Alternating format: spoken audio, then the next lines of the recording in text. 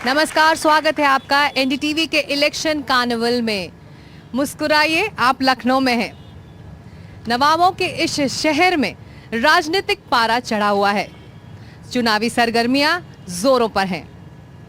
ऐसे में सभी राजनीतिक पार्टियों की कोशिश है कि वो इस राज्य से ज्यादा सीटें निकाल सकें, क्योंकि 80 लोकसभा सीट देने वाले उत्तर प्रदेश से ही राजनीतिक भविष्य इन पार्टियों का तय होता है। तो इस सांस्कृतिक राजधानी में लोग कैसे जुड़े हुए हैं इन चुनावों से, इन चुनावी सरगर्मियों से, एनडीटीवी का इलेक्शन कार्निवल इसी की पड़ताल करेगा। कहीं मत जाइए, जुड़े रहिए अगले 1 घंटे तक। उत्तर प्रदेश में चुनावी पारा चढ़ा हुआ है। हम देश के अलग अलग इलाकों से होते हुए लखनऊ पहुंचे हैं, जानने की यहाँ पर चुनावी सरगर्मियां कितनी तेजी से ऊपर उठ रही हैं और कितनी गर्म हो रही है उत्तर प्रदेश की राजनीति। इसी पर चर्चा करने के लिए एक बेहद खास पैनल एनडीटीवी के इलेक्शन कार्निवल से जुड़ रहा है। राकेश त्रिपाठी हैं प्रवक्ता बीजेपी के, मनोज काका प्रवक्ता समाजवादी पार्टी के और सुरेंद्र राजपूत प्रवक्ता कांग्रेस के। आप तीनों का स्वागत है। हमने उत्तर प्रदेश में इलेक्शन कार्निवल की शुरुआत की थी मेरठ से होते हुए हम पहुंचे मथुरा, फिर हम गए मैनपुरी और आज हम लखनऊ में हैं। राकेश जी, क्या है चुनावी माहौल? नब्ज आपके लिए क्या कह रहा है? देखिए, चुनाव लोकतंत्र का उत्सव होता है और लोकतंत्र के उस उत्सव में भारतीय जनता पार्टी के कार्यकर्ता पूरे दमखम से तैयार हैं। और इस बार हमने संकल्प लिया है कि तीसरी बार मोदी सरकार और अब की बार 400 पार। और इस 400 पार में उत्तर प्रदेश भी अपनी वही भूमिका निभाएगा जो राजस्थान निभाता है, जो मध्य प्रदेश निभाता है, जो हिमाचल निभाता है, जो उत्तराखंड निभाता है, जो दिल्ली निभाता है। यानी सारी की सारी सीटें नरेंद्र मोदी जी की झोली में। और इस बार उत्तर प्रदेश ने भी मन बनाया है कि 80 की 80 सीटें इस बार भारतीय जनता पार्टी की झोली में जाएंगी। यानी पूरा विपक्ष इस बार उत्तर प्रदेश में शून्य हो जाएगा और भारतीय जनता पार्टी 80 की 80 लोकसभा सीटें जीतेगी। मनोज जी और सुरेंद्र जी, आप लोग दोनों साथ हैं। अब एक अलायंस बना है, इंडिया अलायंस, ताकि बीजेपी को अपने लक्ष्य से रोका जाए। लेकिन आपसे पूछना चाहोगे मनोज जी, उत्तर प्रदेश में क्या आप लोगों को राह आसान लग रही है? आपने जो सवाल करा कि उत्तर प्रदेश में राह आसान लग रही है नहीं लग रही है, एक वो लाइन है दुष्यंत कुमार जी की कि तेरे पैरों के नीचे जमीन नहीं, कमाल है तुम्हें फिर भी यकीन नहीं। अब मैं बेपनाह अंधेरों को सुबह कैसे कहूँ, मैं इन नज़ारों का अंधा तमाशबीन नहीं। 2014 के बाद नरेंद्र मोदी की सरकार जो अटल के विचारधारा पर नहीं है, जो अब समता के विचारधारा पर नहीं है, जो अब संविधान के विचारधारा पर नहीं है, जो सिर्फ अराजकता और उदंडता के विचारधारा पर है, जिस सरकार ने 2014 से लेकर 2024 तक गोवा से लेकर मणिपुर तक जहां जनादेश इनके खिलाफ था, 9 सरकारों को धनादेश से खरीदा हो, जिनकी केरल में स्थिति शून्य हो, पूरे कोस्टल एरिया में आंध्रा में स्थिति शून्य हो, तमिलनाडु में स्थिति शून्य हो, दिल्ली में कई बार हारे हो, वो कह रहे हैं 400 पार। अब इनसे संकल्प की आप बात करेंगे? पहले नरेंद्र मोदी और उनके प्रवक्ता लोग और झूठ बोलने वालों के सरदार ये संकल्प लेते थे कि अब की बार मोदी सरकार, अच्छे दिन आएंगे। अब अच्छे दिन का संकल्प गया तेल लेने, अब कोई अच्छे दिन का संकल्प ना दिखा रहा कि डीजल पेट्रोल की कीमत क्या। आप जिस जगह पे बैठी हुई हैं, अगर इसके चारों तरफ आग अगर अपना दृष्टिकोण डालेंगी, इधर जेपीएनआईसी है माननीय अखिलेश यादव जी का बनवाया, जिस संस्थान पे बैठी हैं बहुजन समाज पार्टी का बनवाया हुआ, और अगर आप उधर देखें मेट्रो माननीय अखिलेश यादव जी का, इधर स्टेडियम माननीय अखिलेश यादव जी का, तो यहाँ से लेकर के पूरे उत्तर प्रदेश का जो विकास है, जो नौजवानों के हाथ में लैपटॉप आया, वो समाजवादी पार्टी के समावेशी सरकार का है। सभी हाल ही में घोसी के उपचुनाव में समाजवादी पार्टी ने 57% वोट पाया था। लेकिन अब जो लोग अपने संकल्पों पर नहीं है, ये देश का युवा, हर घर से निकला हुआ नौजवान ये पूछेगा कि वो वही नरेंद्र मोदी थे कि अमेरिका के प्रधानमंत्री कहते थे कि देश के नौजवानों को 2 करोड़ रोजगार देंगे हर साल।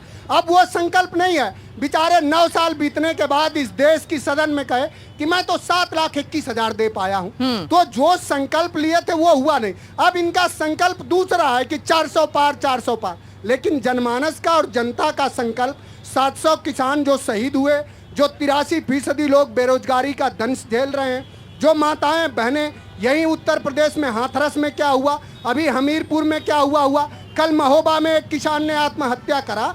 तो अब सब लोगों ने संकल्प ये लिया है कि अब की बार बीजेपी की करारी हार।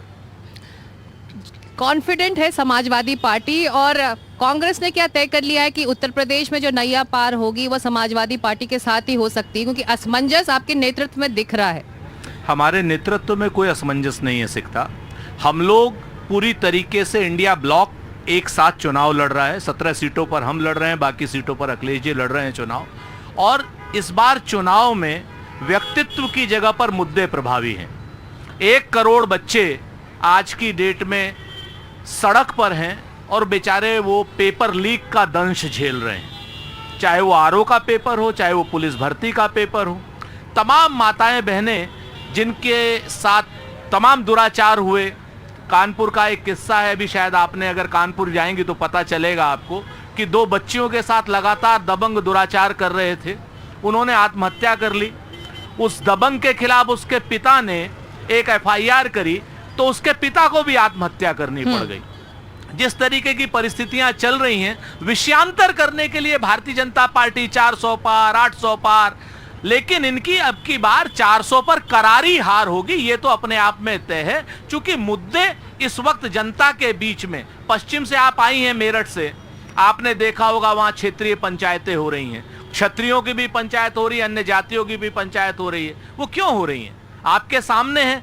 लगातार आज आपने देखा होगा कि संगीत सोम कह रहा है, इनका जो विधायक था पुराना, कि संजीव आप ये बालियान, कह रहे हैं कि बीजेपी 400 पार का नारा दे रही है लेकिन मुद्दों की बात नहीं कर रही है। बीजेपी शुद्ध रूप से विषयांतर करने पे बीजेपी उस मदारी की तरीके से है जो हर चौराहे पर अलग अलग डमरू बजाती है। अलग अलग डमरू बजा रहे हैं अलग अलग आप लोग, डमरू मनोज जी। बजाती है। 14 में इन्होंने डमरू अलग बजाया, अलग-अलग डमरू 19 बजा में रहे हैं आप डमरू लोग। अलग बजाया, अब 24 में डमरू अलग बजा रहे हैं। नहीं ये देखिए, खाली की डमरू बात आप बजाने कर रहे हैं वाले कि नहीं लोग। अपने वोटर्स से? नहीं, अब तो डमरू और बम बम की आवाज हो रही है, लेकिन एक समय था जब हर तरफ बम फूटने की आवाज होती थी। कैसे इसी उत्तर प्रदेश में हमने देखा है कि कैसे अयोध्या में बम फूटते हुए देखा है, हमने इसी लखनऊ की कचहरी में बम ब्लास्ट होते हुए देखा है, लेकिन आज कहीं पर कोई बम ब्लास्ट नहीं हो रहा है, कहीं किसी प्रकार की कोई आतंकी घटना नहीं हो रही है। और जब मनोज काका ने बोलना शुरू किया, दुष्यंत कुमार का शेर पढ़ा, तो मुझे लगा कि समाजवादी पार्टी के प्रवक्ता के भीतर कोई भाजपा ही घुस गया है और इसलिए वो ये कह रहा है कि मेरे पैरों के नीचे जमीन नहीं। सच बात यह है कि समाजवादी पार्टी केवल परिवार की 5 सीटें जिता पाई थी और आज हालत यह है कि 1 सीट भी जीत पाएंगे, इस बात की संभावना दिख नहीं रही है। इन्होंने कहा कि ये चौराहे हमने बनाए हैं। सच बात यह है कि ब्रह्मोस मिसाइल ये जो खड़ी है ना, ये लखनऊ की नई पहचान है। वरना इसी लखनऊ की सड़कों पर हमने कैसे कट्टे खोस करके लड़कियों के दुपट्टे से खिलवाड़ होते देखा है, लेकिन आज परिवर्तन हुआ है कि कट्टा और दुपट्टा से कोई खेल नहीं सकता है। ब्रह्मोस की मिसाइल चलेगी, AK असॉल्ट राइफल अमेठी में बनेगी और वेबले एंड स्कॉट की रिवॉल्वर संडीला में बनेगी। आज कहीं मेड इन बंभौर आजमगढ़ से कोई देसी कट्टे नहीं बनते, ये कट्टों का व्यापार नहीं होता है। अराजकता को उखाड़ के फेंका है, विकास के साथ जोड़ने का काम किया है और देश के युवाओं को ये पूछ रहे थे पर्चा लीक होता है। सच बात यह है कि 40,000 शिक्षक बेसिक शिक्षा में फर्जी तरीके से भर्ती करने का काम इनकी सरकार ने किया था। हमारी सरकार ने अगर पर्चा लीक हुआ तो हमने परीक्षा को रद्द करने का काम किया है। हम युवाओं के भविष्य के साथ कोई खिलवाड़ नहीं होने देते। सच बात यह है कि बेरोजगारी की दर समाजवादी पार्टी के शासनकाल में 17.4% थी और आज योगी आदित्यनाथ जी की सरकार में 2% के नीचे है। हमने उत्तर प्रदेश के युवाओं के मन के भीतर निराशा थी, उस निराशा को आशा में बदलने का काम किया है। हमने आज कानून का राज स्थापित करने का काम किया है और पूरी दुनिया के सामने भारत का मस्तक से ऊंचा करने का काम किया है। राकेश जी, योगी जी की सरकार में भी तो पेपर लीक हो रहे हैं। बच्चों की परेशानी तो इस सरकार के कार्यकाल में भी हो रही है। नहीं, हमने देखिए, मैंने इस बात को स्वीकार किया कि अगर कहीं कोई कमी हुई है, कोई खामी की हुई है तो हमने स्वीकार किया है। पर्चा लीक करने वालों पर रासुका तामील किया है, गैंगस्टर और गुंडा एक्ट लगाने का काम किया है, लेकिन संगठित अपराध के तहत सरकार के संरक्षण में अगर पर्चे लीक होते थे तो उसकी जवाबदेही कौन लेगा? राजस्थान में फर्जी तरीके से दरोगा भर्ती होकर के थानों में लोगों पर उसकी जिम्मेदारी, अभी जो उत्तर प्रदेश में जो हो रहा है उसकी जिम्मेदारी भी तो बीजेपी को लेनी होगी। निश्चित तौर पर हम जिम्मेदारी लेंगे और इसीलिए हमने पर्चा लीक हुआ तो उस शिकायत को हमने संज्ञान लिया, पर्चा रद्द करने का काम किया, नई तारीख घोषित करने का काम किया। किसी विद्यार्थी के हित पर कोई चोट नहीं होने पाए, गलत तरीके से कोई भर्ती न होने पाए, भाई भतीजावाद के आधार पर, जातिवाद के आधार पर, पैसे के आधार पर भर्ती नहीं होने पाएगी। मुद्दों को लेकर बीजेपी कह रही है कि वो चुनावों में उतरी है, लेकिन हकीकत ये भी है कि इंडी अलायंस का जो शीर्ष नेतृत्व है वो क्यों नहीं इन मुद्दों को लेकर, अपने विरोधों को लेकर जनता के बीच जा रहा है? कहाँ है इंडिया अलायंस के बड़े चेहरे जो जनता के बीच उतरे इस वक्त? क्योंकि अगर नरेंद्र मोदी हैं या फिर अमित शाह हैं या फिर बीजेपी के तमाम बड़े चेहरे हैं, अगर वो चुनावी दौरे कर रहे हैं तो उस तरह का चुनावी दौरा इंडिया अलायंस की तरफ से दिख क्यों नहीं रहा है देश भर में? नहीं, मैं समझता हूं कि आपको दृष्टिकोण है आपका, और आप देख रही होंगी, आप मैनपुरी में गई होंगी तो आपको पता चल रहा होगा कि गांव-गांव वहां तो हमारी नेता जा रही हैं, और अभी कल ही माननीय राष्ट्रीय अध्यक्ष जी की पीलीभीत में रैली है। देखिए, आपने मुद्दों की बात करा, हम लोग सवाल करने की सभी तरह के स्वतंत्रता का सम्मान करते हैं। इसी उत्तर प्रदेश में आप जहां पर हैं, अभी आरओ का पेपर लीक हुआ, आप समझिए कि 417 पदों के लिए यहाँ 12 लाख लोगों ने करा, अभी पुलिस के 60 लाख लोगों का पेपर लीक हुआ, और ये सरकार संरक्षित पेपर लीक हो रहा। जिन लोग पेपर लीक में शामिल हैं वो उत्तर प्रदेश के उप मुख्यमंत्री के साथ उनकी फोटो है। क्या मैं ये गलत कह रहा हूँ कि 83% लोग बेरोजगार हैं? क्या ये सच नहीं है कि उत्तर प्रदेश, इनको आंकड़े पढ़ने चाहिए, महिलाओं के खिलाफ अपराध में एनसीआरबी के आंकड़े हैं कि उत्तर प्रदेश प्रथम नंबर पर है, किसान सबसे ज्यादा बेबस है। हाँ, यहाँ उन्माद फैलाने में है। ये जो मुद्दे हैं ये साझा घोषणा पत्र में इंडिया अलायंस की तरफ से क्यों नहीं सामने आ रहे? समाजवादी पार्टी अपना अलग घोषणा पत्र जारी कर रही है, आप लोग अपनी बातें अलग से कह रहे हैं। एक साझा घोषणा पत्र हो तो भी जनता को समझ में आए ना कि ये अलायंस ये वादे कर रही है।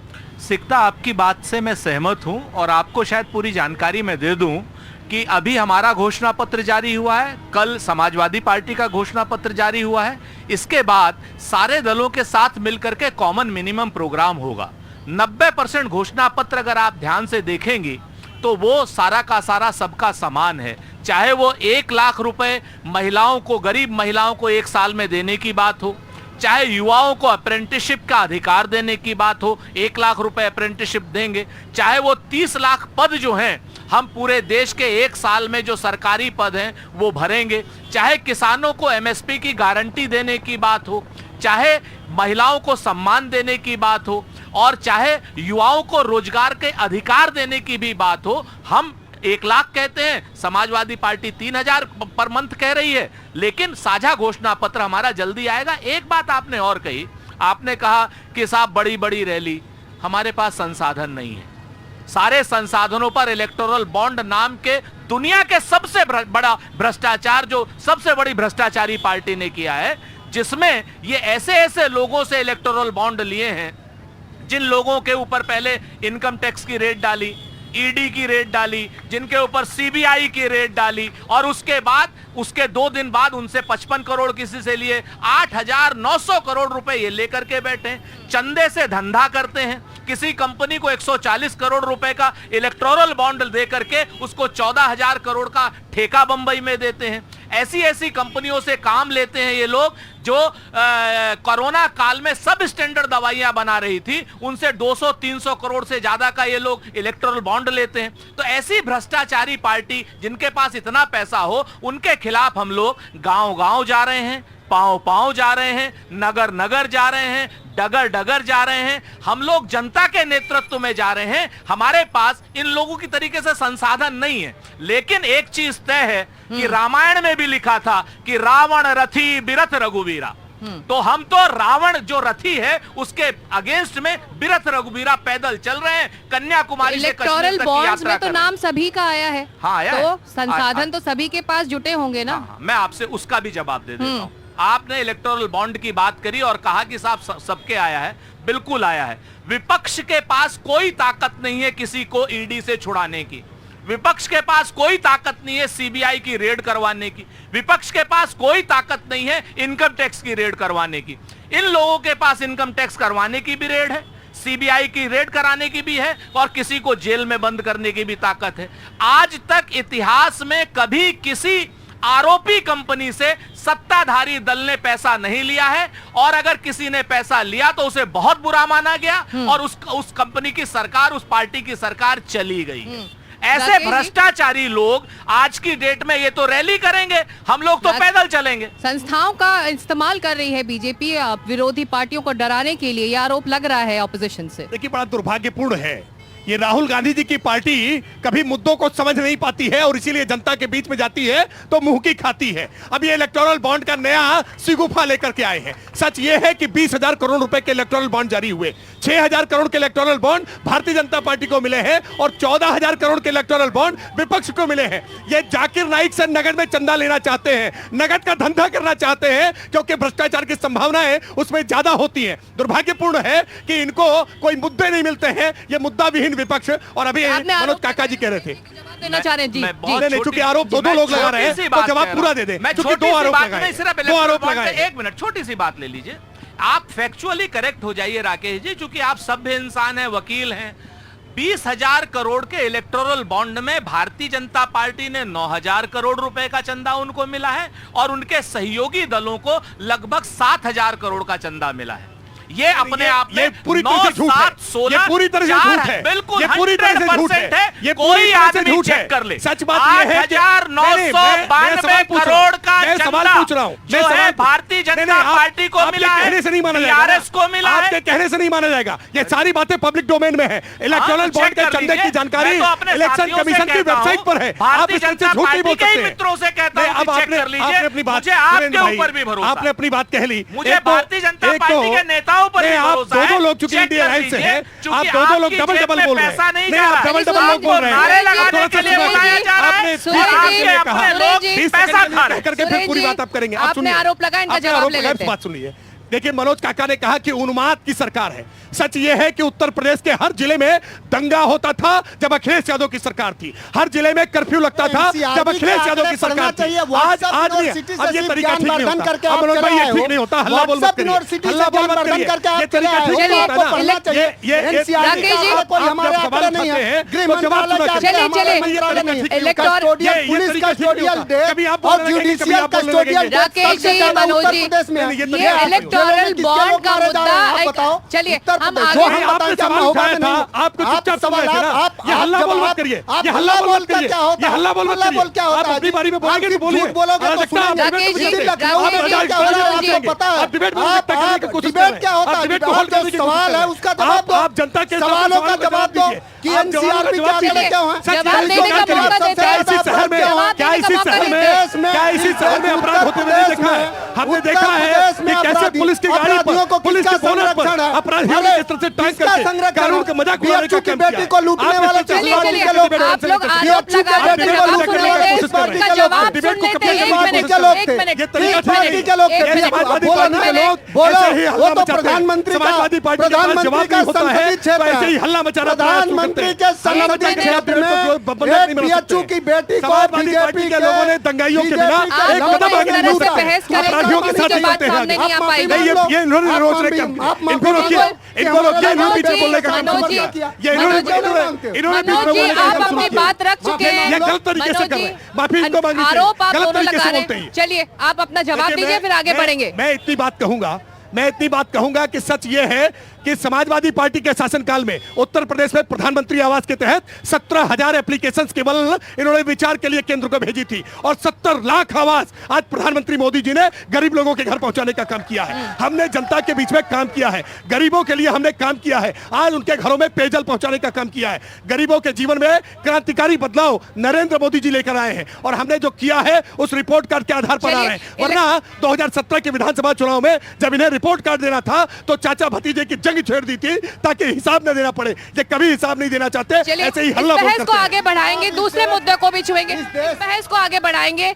हम बात करेंगे टिकट बंटवारे की। टिकट बंटवारे को लेकर क्या कंफ्यूजन है कि समाजवादी पार्टी और कांग्रेस भी एक साथ अपने उम्मीदवारों का ऐलान नहीं कर पा रही है। अमेठी रायबरेली को लेकर इतना असमंजस, इतना कंफ्यूजन, या फिर क्या है? ये असमंजस का शब्द मैं बार बार आपके लिए इस्तेमाल कर रही हूँ। दो चीजें बड़ी साफ हैं।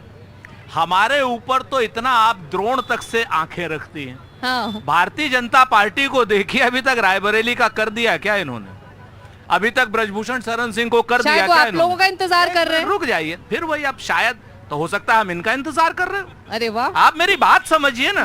देखिए, हर पार्टी में अपने अपने नीति नियम हैं और हमारे पास उतने संसाधन नहीं है। हम फिर से कहते हैं, हम इस वक्त विरत होकर के जो कहते हैं ना, बार बार मैं कह रहा हूं कि रावण रथी बिरथ रघुबीरा, आप रथ पे चलिए, हमें कोई दिक्कत नहीं है। हम लोग तो पैदल चल रहे हैं और हम आपके हिसाब से नहीं कर सकते, हम अपने हिसाब से करेंगे और हमारे और इनके बीच में कोई कंफ्यूजन नहीं।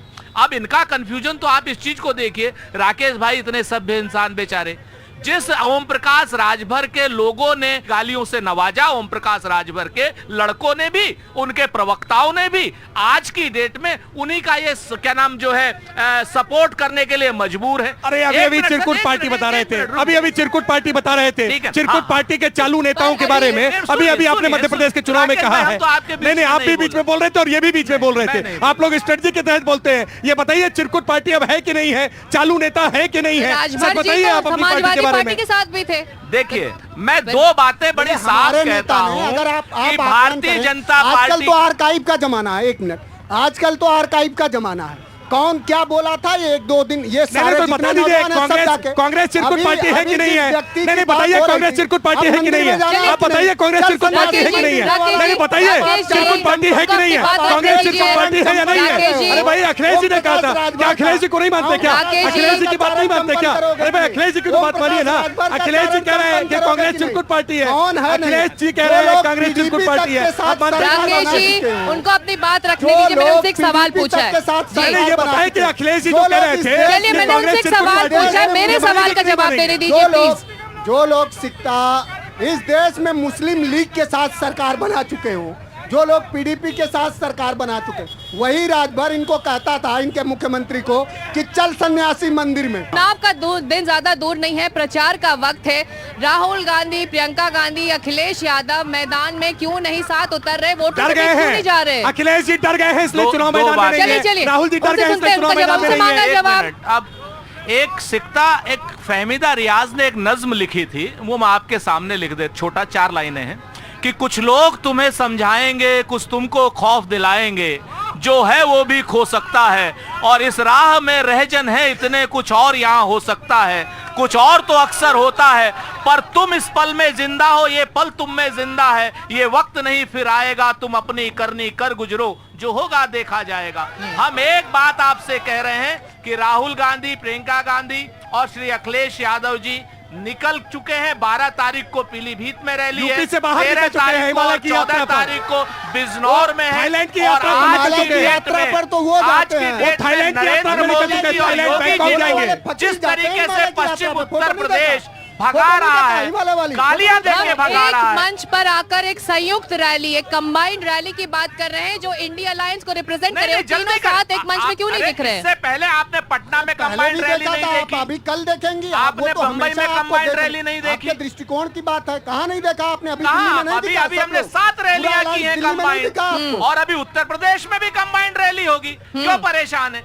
हम तो कहते हैं भारतीय जनता पार्टी से हमें चंदा दिलवा दीजिए, कल कर देंगे। यहाँ भाई भारतीय जनता पार्टी वालों हमें पैसा दे दो, कल हम यहाँ रैली कर देंगे। आपके नेता हमारे यहाँ पास है पहुंच नहीं रहे, पैसे। अमित शाह तो बहुत सक्रिय रहते थे। अमित शाह हमारे जी कब आएंगे? यहाँ अकाउंट दिख नहीं रहे डिफ्रीज कर दो। सक्रियता से। देखिए, हमारे अकाउंट इन लोगों देखिए, ने प्रधानमंत्री जी ने प्रधानमंत्री जी की सभाएं हो रही है, प्रधानमंत्री जी रोड शो कर रहे हैं, भारतीय जनता पार्टी के राष्ट्रीय अध्यक्ष JP Nadda ji road show कर रहे हैं, भारतीय जनता पार्टी का बूथ लेवल कार्यकर्ता से लेकर के पार्टी के राष्ट्रीय नेता तक लगातार संवाद करने का काम कर रहे हैं, लगातार रैली करने का काम कर रहे हैं। आखिरी दौर है इस चर्चा का, मैं एक रैपिड फायर करूंगी, एक शब्द दूंगी आप लोगों को उसको एक शब्द में ही जवाब देना है। आप तीनों से वो 5 शब्द में पूछूंगी और उसका आप क्या मतलब समझते हैं उसका जवाब एक शब्द में दिया जाएगा, ठीक है? तो पहला शब्द है चुनाव। लोकतंत्र का उत्सव और भारतीय जनता के पार्टी लोगों के जीवन में एक क्रांतिकारी बदलाव लाने के लिए चुनाव का उपयोग करेगी। चुनाव जो हमारा संविधान और लोकतांत्रिक जो प्रस्तावना है जो संविधान की, कि उस सभी को सामाजिक, आर्थिक, राजनीतिक रूप से न्याय दिलाने का और उनकी भागीदारी सुनिश्चित करने का माध्यम, और वो समाजवादी सिद्धांत से ही संभव है। चुनाव आपके लिए लड़ेंगे, भिड़ेंगे और जीतेंगे, लोकतंत्र को भी बचाएंगे, जनतंत्र को भी बचाएंगे। छोटा छोटा जवाब देना है एक शब्द का। दूसरा शब्द है वोटर। देखिए, वोटर जनता जनार्दन है, हम जनता को जनार्दन मानते हैं। वोटर के बारे में यही कह सकते हैं, लोकतंत्र का सबसे बेहतरीन उदाहरण इस दुनिया में अब्राहम लिंकन ने दिया कि democracy is the people, for the people, by the people. Voter हमारा भगवान है और आज की डेट में हमारी अंतिम जो एक आज की डेट में एक उम्मीद है वो देश का वोटर है। सत्ता भी बदलेगा और व्यवस्था भी बदलेगा। इस वोटर को प्रणाम है। उम्मीदवार जनता की अपेक्षाओं पर खरा उतरेगा। उम्मीदवार जो समाजवादियों का होगा वो हमेशा संवैधानिक समाजवाद और इस देश के भाईचारा और समावेशी विकास कैसे सुनिश्चित हो उसके प्रति प्रतिबद्ध है हमारा हर एक उम्मीदवार। रैपिड फायर है, छोटा छोटा जवाब। उम्मीदवार देश की उम्मीद और देश का उम्मीदवार राहुल गांधी है और जो 4000 किलोमीटर की यात्रा शंकराचार्य की तरीके से चल रहा है वो देश का उम्मीद भी है और देश का उम्मीदवार भी। मुद्दे इस समय इनके लिए मोदी हटाओ और हमारे लिए देश को 2047 तक विकसित भारत बनाओ। आपके लिए मुद्दे? हमारे लिए मुद्दा संविधान, लोकतंत्र और आम जनजीवन के व्यक्तिगत जीवन में बुनियादी बदलाव कैसे आए, समृद्धि कैसे आए, यह है बीजेपी का मुद्दा झूठ और फरेब है। मुद्दे कांग्रेस के लिए? बेरोजगारी, महंगाई और खराब कानून व्यवस्था, ईडी के तरफ से जिस तरीके से ये लोग वो कर रहे हैं विपक्षियों पर भी और आम आदमी पर भी, ये मुद्दे हैं। इन मुद्दों के खिलाफ हम चुनाव लड़ेंगे। रोजगार देना, महंगाई खत्म करना और लोगों को एक नई उम्मीद देना हमारा मुद्दा है। एक आखिरी शब्द मेरे पास बचा है, सरकार जो जनता के हितों के लिए समर्पित हो वो नरेंद्र मोदी सरकार है, जो गरीबों के लिए समर्पित है। नरेंद्र मोदी सरकार चंद उद्योगपतियों की गिरवी सरकार है, समाजवादियों की सरकार समावेशी सरकार होगी। हम नरेंद्र मोदी जी से कब्जा छीन करके, बाकी सारे उद्योगपतियों से कब्जा छीन करके देश में करोड़ों उद्योगपति बनाएंगे। हम ऐसी सरकार लाएंगे, रोजगार परक सरकार लाएंगे। चलिए, ये रैपिड फायर खत्म होता है और ये चर्चा भी। राकेश त्रिपाठी, मनोज काका, सुरेंद्र राजपूत, आप तीनों का शुक्रिया इस बेहतरीन चर्चा के लिए, इस डिबेट के लिए शुक्रिया। इलेक्शन कार्निवाल से जुड़ने के लिए आप तीनों का शुक्रिया।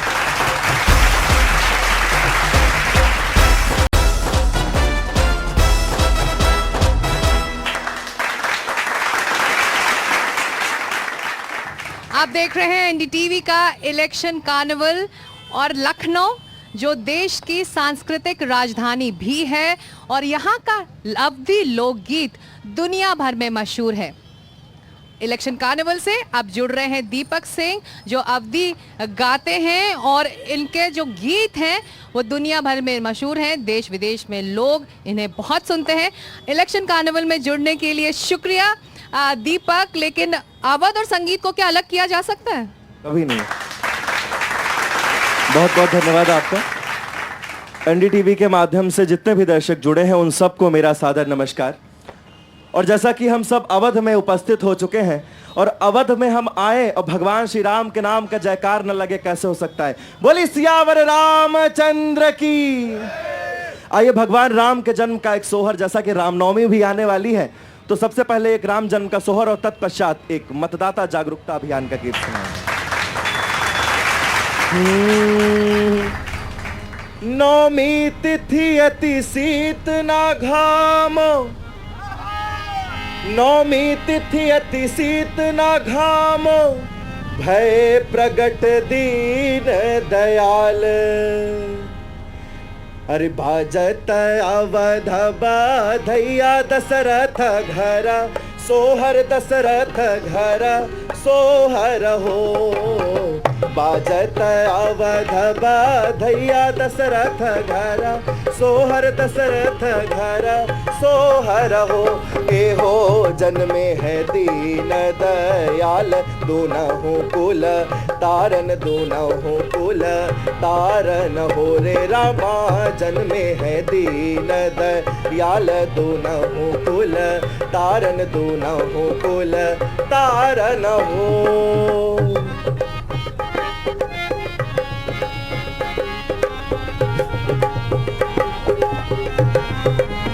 और क्या कहना है, लोग आपस में प्रश्न करता है और उसके जवाब भी देता है।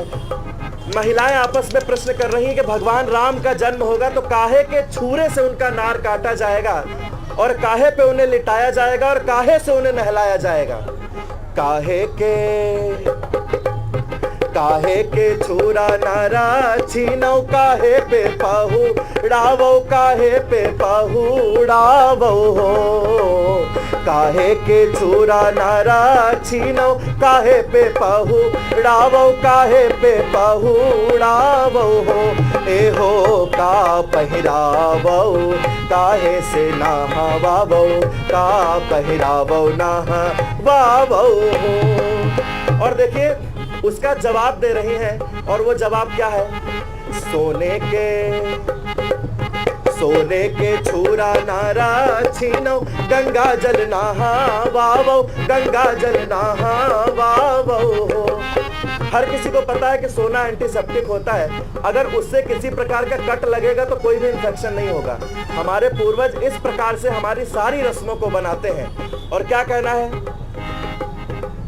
सोने के छुरा नारा छीनो, गंगा जल नहावावो, गंगा जल नहावावो हो।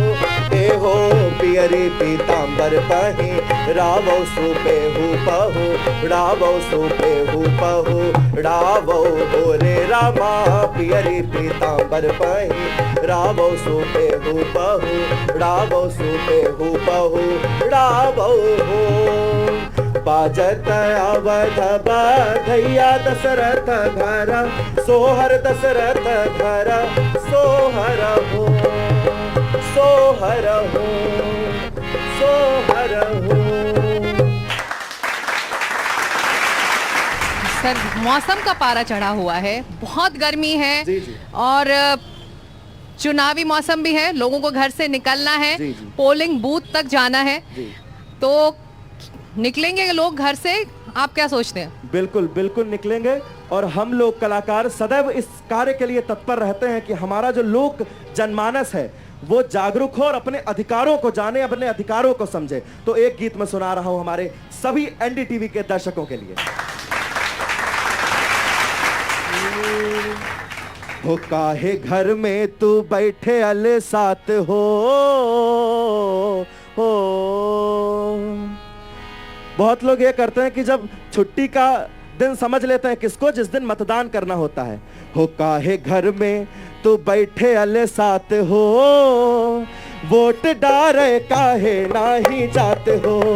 काहे घर में तू बैठे अले साथ हो, काहे घर में तू बैठे अले साथ हो, वोट डारे काहे नाही जाते हो। और एक जो सबसे बड़ी दिक्कत होती है कि अरे लाइन में कौन लगेगा जाके, इतनी धूप हो रही है।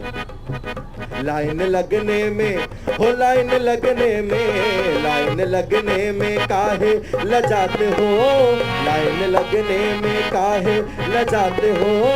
वोट डारे काहे नाही जाते हो, वोट डारे काहे नाही जाते हो। और क्या कहना है?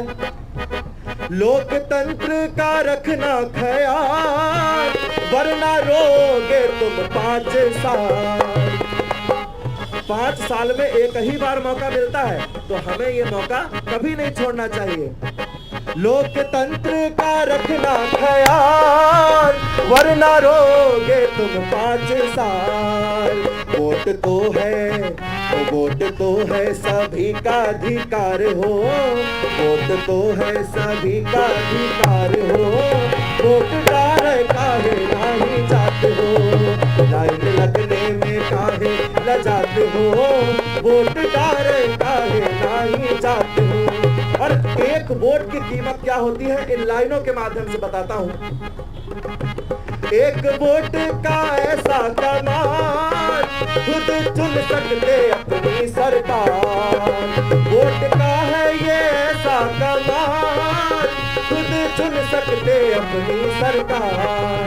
और जितने भी मेरे युवा साथी मुझे देख रहे हैं उन सब से निवेदन करना चाहता हूँ, हो गए हैं जो 18 के पार हो गए हैं जो 18 के पार हो। वोट डारे काहे नहीं जाते हो गए हैं जो 18 के पार हो, वोट डारे काहे नहीं जाते हो, काहे घर में तू बैठे अले साथ हो, वोट डारे काहे नहीं जाते हो, वोट डारे काहे नहीं जाते हो, वोट डारे काहे नहीं जाते हो।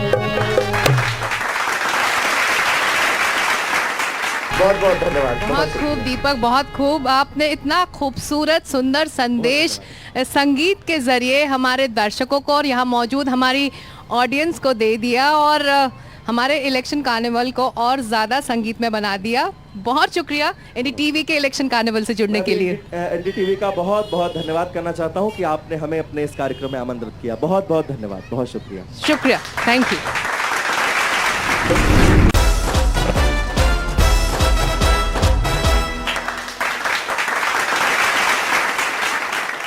हम लखनऊ में हैं, इसलिए बात होनी चाहिए संगीत की, गीत की, कला की। लखनऊ घराना कथक का दुनिया भर में मशहूर है। इससे जुड़ने के लिए शिष्य देश विदेश से लखनऊ पहुंचते हैं और अब एनडीटीवी के इलेक्शन कार्निवल पर आ रही हैं नृत्यांगना अनन्या कृष्णा राज, जो संगीत नाटक अकेडमी से जुड़ी हुई हैं। अपनी पेशकश इस मंच से वो करेंगी यहाँ मौजूद ऑडियंस के लिए और आप सभी के लिए।